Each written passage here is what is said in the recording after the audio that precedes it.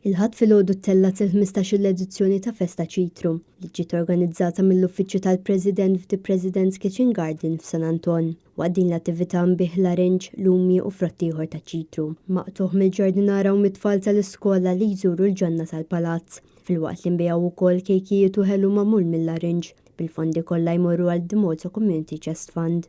Apparti li kell kien hemm divertiment kemm għat-tfal kif ukoll għall-kbar. Blob u varjetà ta' mużika fejn kienu bosta li qed nindew din il-festa tal-familja.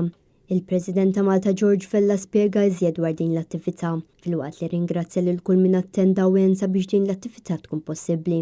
Din l-aħħar Festa Ċitru li se jsir taħt il-Presidenza tiegħu. L-iskop prinċipali tiegħu huwa l-inbiju prodotti tal-ġnien ta' Sant'Anton biex jiġbru l-flus tal-Community Chest Fund. Jiena rrid ngħid li llum hija sorpriża l-ammont enormi ta' nies li hawn. Nisperaw li t-temp iżomm għaliex ovvjament it-temp tajjeb ħajjar nies li jiġu. Però nirringrazzja lil kulħadd, nirringrazzja nibdew bħalma għamilna meta ġibna t-tfal biex jaqtaw l-arenġ.